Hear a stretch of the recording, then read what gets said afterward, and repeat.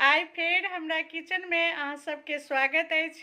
और देखियो आइ हम की बना रहल छियै। तऽ आइ जे छै से देखियो हम ई केक बना रहल छियै कुकर में, और ई बनि रहल छै एखन खूब बढ़िया से बनले हन नहीं, कनी और बनते। तऽ ई हम कुकर में केक बना रहल छी। और ई देखियो सूखा सब्जी छै, आलू बैगन आलू कोबी और मटर के सूखा सब्जी छै। ई सब्जी कतौ जाय ई सब के रहे छै ने, तऽ अगर एना सूखा सब्जी बना लियो तऽ ई खराब नहीं होय छै।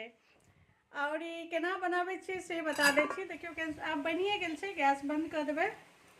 और ई सब्जी दाल चावल सब के संगे सेहो बढ़िया लगे छै, रोटी सब के संगे सेहो बढ़िया लगे छै, रोटी पराठा। और कतौ जाय छी ने तऽ एकर ई खासियत छै किया तऽ पानि एहिमे नहीं दै छियै, ताहि दुआरे ई खराब नहीं होय छै।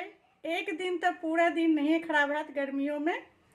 और ये एक तरफ से केक से हमर बन रहा है। तो पहले ही सूखा सब्जी के बारे में बता दै छी। आलू कोबी मटर सुंदर सा बीज बना के धोकर जीर तेजपत्ता सबके फोरन दऽ दै छियै, और सबटा के जब सुंदर से भूज दै छियै ने, तो भूज देला के बाद जब मसाला पीसऽ लागे छियै तो ओही में धनिया हल्दी मिर्ची जे घरक मसाला होइए ने, वह मसाला सब दऽ कऽ संगे सबटा अदरक लहसुन और प्याज टमाटर और सब मसाला संगे पीस दै छियै।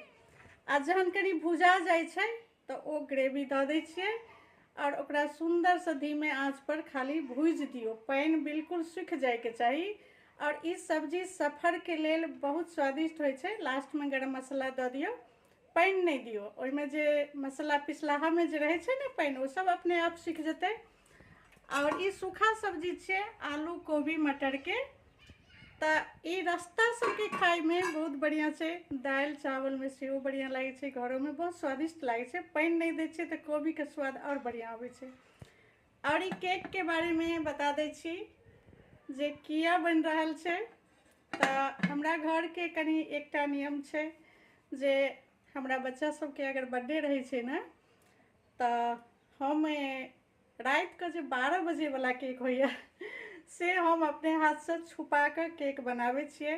और रात का 12 बजे happy birthday to you, happy birthday to you कह कऽ हम अपन हाथक केक लऽ कऽ जाइ छियै, बच्चा सबके सरप्राइज दै छियै। और अगर हम बेटी सबके ओतऽ रहै छियै ने तऽ जमाओ ला बनबै छियै।